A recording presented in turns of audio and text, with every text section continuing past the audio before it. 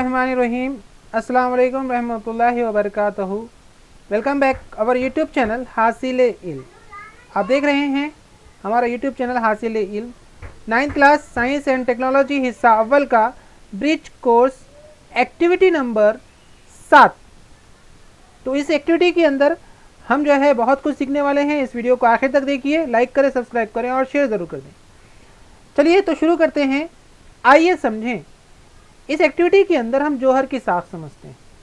इससे पहले हमने देखा कि हर वो चीज़ जो दिखाई दे या महसूस हो वो मादा कहलाती है। अब वो जो है मादे का इंतहाई बारीक हिस्सा वो जौहर है, एटम जिसको हम कहते हैं। अब वो एटम का स्ट्रक्चर किस तरीके से, उसकी साख्त कैसी है, वो उसके अंदर कौन कौन सी चीज़ें होती हैं, इसका मुताला हम इस एक्टिविटी के अंदर करने वाले हैं। ये जो है जमात 8वीं सबक नंबर 5 जौहर की अंदरूनी साख से लिया गया है। इस एक्टिविटी करने के बाद साइंसी तहकीक से मुतालिक मालूमात हासिल होंगी, अहमियत हम समझेंगे, जौहर की साख की वजाहत कर सकते हैं, जौहर के मुख्तलिफ अज्जा की वजाहत कर सकेंगे। तो चलिए ज़हनशीन हमको करना है। जैसे आपको यहाँ पर दिखाई दे रहा होगा कि ये जो है एक मादा है, यानी कि सोडियम। आप देख सकते हैं कि सोडियम का जो है एक मरकज़ा है और मरकज़े के अंदर जो है न्यूट्रॉन और प्रोटॉन होते हैं और इसके मदार में इलेक्ट्रॉन गर्दिश करते हैं, जैसे आप देख सकते हैं। तो ये मरकज़ा, एक मरकज़े के अंदर प्रोटॉन होते हैं, प्रोटॉन पे मुस्बत बरक़ीबार होता है और इलेक्ट्रॉन इसके मदार में गर्दिश करते हैं, जैसे सूरज के अतराफ़ में सैयारे गर्दिश करते हैं, बिल्कुल ऐसे ही। तो यहाँ पर ये मरकज़ा होता है, मरकज़ा मुस्बत बरक़ीबारदार होता है क्योंकि प्रोटॉन पे मुस्बत बरक़ीबार, और मदार जो है यहाँ पर इसके खौल होते हैं, इसको मदार या खौल कहेंगे हम। ये पहला मदार, दूसरा मदार, तीसरा मदार, चौथा मदार, इसको नाम भी दिए गए हैं। पहले मदार को के, दूसरे को एल, तीसरे को एम और चौथे को एन। मैं यहाँ पर जो है समझने के लिए K for Kalam sir, L for Laddu Miyan, M for Majid sir और एन फॉर नदीम सर, इस तरीके से जो है हम इसको शॉर्ट फॉर्म में याद रखने के लिए एग्जाम्पल के तौर पे जोड़ सकते हैं। तो पहला मदार, दूसरा मदार, तीसरा मदार, चौथा मदार, इस तरीके से जो है मदार के नाम के एल एम एन जो है दिए हुए, और हर एक मदार की जो है कैपेसिटी होती है, उसकी तफसील हम आगे देखने वाले हैं। तो जौहर की साख्त के अंदर मरकज़े और मरकज़े के बाहरी हिस्सा मिलकर जौहर बनता है। तो यहाँ पर आप देखेंगे कि मरकज़ा और ये मरकज़े के अतराफ़ में जितने भी खौल रहेंगे उसकी कैपेसिटी पर, तो वो तमाम मिलकर क्या बनाते हैं, जौहर तैयार करते हैं। इसमें 3 किस्म के ज़र्रात होते हैं, इसमें 3। एक कौन, प्रोटॉन जो मरकज़े के अंदर होता है, न्यूट्रॉन जो मरकज़े के अंदर होता है, और इलेक्ट्रॉन जो क्या करता है, मदार के अंदर गर्दिश करते रहता है। तो इस तरीके से 3 किस्म होते हैं। मरकज़ा, जौहर का मरकज़ा मुस्बत बरक़ीबारदार है, यानी इसके अंदर प्लस जो है होते हैं।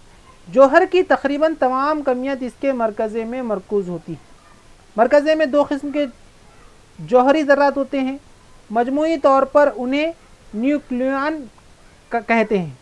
प्रोटॉन और न्यूट्रॉन न्यूक्लियन की 2 किस्में हैं, यानी कि यहाँ जैसे कि मैंने मरकज़े में बताया कि प्रोटॉन और न्यूट्रॉन ये दोनों मिलकर न्यूक्लियन जो है कहलाते हैं। तो ये मरकज़े की कमियत, यानी कि जैसे उसका जो मास रहेगा, जो उसका कमियत रहेंगी, वो किस पर मुनस्सिर रहेंगी, प्रोटॉन और न्यूट्रॉन पर ही मुनस्सिर होती है। इलेक्ट्रॉन को काबिल गौर नहीं समझा जाता। जैसे मिसाल के तौर पर हमारा जब हम वज़न करते हैं तो हमारा हड्डी और गोश्त का वज़न होता है। अब अगर हमारे जिस्म पर कोई चूटी बैठ जाए तो क्या चूटी के भी वज़न को हम उसमें शामिल कर लेंगे? बिल्कुल नहीं, क्योंकि वो नज़रअंदाज है, उसका बहुत ही कम होता है। तो इस तरीके से मरकज़े का जो है, मरकज़े के अंदर प्रोटॉन और न्यूट्रॉन होते हैं, इन्हें न्यूक्लियन जो है कहा जाता है। ये बच्चों अच्छे तरीके से याद रखना है। प्रोटॉन क्या होते हैं? तो प्रोटॉन मरकज़े में मौजूद मुस्बत बारदार ज़र्रा है। मरकज़े पे मौजूद मुस्बत बरक़ीबार इस प्रोटॉन के सबब होता है। प्रोटॉन को पी अलामत से ज़ाहिर करते हैं। तो प्रोटॉन को पी, जैसे मैंने यहाँ पर पी लिखा है, और पी पर होता है मुस्बत बरक़ीबार, प्लस जो है होता है ये, ठीक है, मरकज़े के अंदर। न्यूट्रॉन बरक़ी तौर पर मोतदिल होता है, इसलिए इसे अलामत एन से ज़ाहिर करते हैं। मरकज़े में न्यूट्रॉन की तादाद के लिए n अलामत का इस्तेमाल किया जाता है। जैसे देखिए मैंने प्रोटॉन के लिए p, न्यूट्रॉन के लिए n का इस्तेमाल किया। न्यूट्रॉन के ऊपर कोई बरक़ीबार नहीं होता, वो मोतदिल होता है। ठीक है बच्चों, इस तरीके से न्यूट्रॉन की यहाँ पर हमने प्रोटॉन और न्यूट्रॉन मरकज़े के अंदर देखा है। अब इसके बाद अगर देखें, न्यूट्रॉन की कमियत जो है 1 माइक्रोन होती है, जो प्रोटॉन की कमियत के तकरीबन मसावी होती है। मरकज़े का बाहरी हिस्सा, अब अगर देखिए बाहर का हिस्सा, तो जौहर की साख्त में मरकज़े के बाहरी हिस्से में गर्दिश करने वाले इलेक्ट्रॉन शामिल होते हैं। तो जिस तरीके से देखिए हमारे पास बीच में एक सूरज है और सूरज के अतराफ़ में 8 सैयारे जो है वो गर्दिश करते हैं। ठीक है, तो ये वाला जो है हमारा मरकज़ा है। उसी तरीके से जौहर के अंदर जो मरकज़ा होता है, मरकज़े में प्रोटॉन होते हैं और न्यूट्रॉन होते हैं, इसके अतराफ़ में मदार में इलेक्ट्रॉन क्या करते हैं, गर्दिश करते हैं। इलेक्ट्रॉन के ऊपर मनफी बरक़ी बार होता है, जितने इलेक्ट्रॉन होते हैं उतने ही प्रोटॉन होते हैं। ठीक है, देखिए इलेक्ट्रॉन के बारे में कि इलेक्ट्रॉन मनफी बरक़ी बारदार कर रहा है, इसे ई माइनस, तो यहाँ पर देखिए अब ये ई फॉर इलेक्ट्रॉन और इसके ऊपर मनफी बरक़ी बार होता है, ई अलामत से जाहिर करते हैं। हर इलेक्ट्रॉन एक इकाई मनफी बार मनफी 1 इलेक्ट्रॉन का हामिल होता है। इलेक्ट्रॉन की कमियत बेहद मामूली होती है, यानी इसकी जो है कमियत क्या है, मास बहुत कम होता है, मामूली होता है। तो एक बात याद रखिए बच्चों कि जितने इलेक्ट्रॉन रहेंगे उतने ही प्रोटॉन जो है होते हैं। अगर आप देखें कोई भी जौहर के अंदर जितने इलेक्ट्रॉन रहेंगे उतने ही प्रोटॉन रहेंगे, या जितने प्रोटॉन रहेंगे उतने ही इलेक्ट्रॉन रहेंगे, दोनों की तादाद मसावी रहेंगी, जिसकी वजह से जौहर मोतदिल होता है। मिसाल के तौर पर अगर प्रोटॉन 11 रहे तो इलेक्ट्रॉन भी 11 ही होते हैं। अब इलेक्ट्रॉनिक तश्कील, अब ये जो इलेक्ट्रॉन जो मदार में घूम रहे हैं, तो ये किस तरीके से इसको बांटा जाता, तो बोर के जौहरी साख्त, ये एक साइंसदान है बोर के जौहरी साख्त के मुताबिक इलेक्ट्रॉन मुस्तकिल खौल में गर्दिश करते हैं। खौल में मखसूस तवानाई होती है। जौहरी मरकज़े से सबसे करीबी खौल को पहला खौल, इसके बाद खौल को दूसरा खौल, और खौल के नंबर शुमार के लिए n अलामत इस्तेमाल करते हैं। जैसा कि मैंने आपको बताया था कि ये जो है मरकज़ा है और मरकज़े के अतराफ़ में ये क्या होते हैं, खौल होते हैं। इसको मदार भी बोलते, खौल भी बोलते, शेल भी कहते हैं इंग्लिश में। तो ये पहला मदार, ये दूसरा मदार। अब ये जो है इस तरीके से मदार क्या होते हैं, बनते जाते हैं। ये तीसरा मदार और ये जो है चौथा मदार। ठीक है, तो ये वाला दूसरा, ये वाला तीसरा और ये वाला चौथा, इस तरीके से जो है ये मदार नंबर होता है। अब इस मदार नंबर को जो है n से जाहिर कर रहे, तो n मसावी जो है ये मदार नंबर जो है कहलाएगा। n क्या कहलाएगा, मदार नंबर जो है कहलाता है। अब यहाँ पर अगर देखें तो यहाँ पर ये पहले मदार को जो है k l m n इस तरीके से कहा जा गया। पहले मदार को k, ठीक है, और दूसरे मदार को l, तीसरे मदार को m और चौथे मदार को n, इस तरीके से जो है मदार नंबर जो है दिए गए हैं। और इनकी क्या होती है, कैपेसिटी होती है। जैसे भाई हमारे जो है खाने के लिए हमारी कैपेसिटी है कि मैं जो है वो कितने रोटियां खा सकता हूं, कितने प्लेट जो है तहारी बिरयानी में खा सकता है, ये जो है मेरे कैपेसिटी पर मुनहसिर रहेगा। मिसाल के तौर पर अगर एक गिलास के अंदर जो है कितने 2 हाफ चाय बैठ सकती, ठीक है, तो यहाँ पर 2 जो है हाफ चाय बैठ सकेंगी, एक भी बैठ सकता है, लेकिन 3 हाफ बैठ सकते क्या, नहीं बैठ सकता। तो ऐसे ही यहाँ पर इस मदार की कैपेसिटी होती है।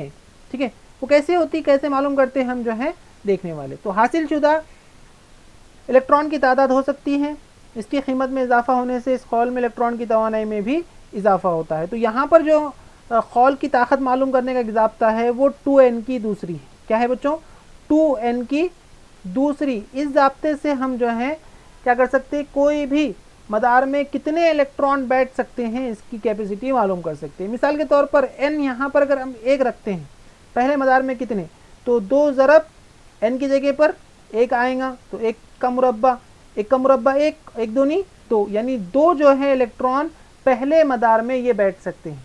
तो इस तरीके से पहले मदार में 2 की कैपेसिटी है। अगर आप n की जगह पे 2 रखते हैं तो यहाँ पर 2 का मुरब्बा हो जाएगा, 2 दूनी 4, 4 दूनी 8, तो यहाँ पर दूसरे मदार में 8 इलेक्ट्रॉन जो है बैठेंगे। पहले में 2 बैठ रहे थे, दूसरे में 8 बैठ रहे हैं।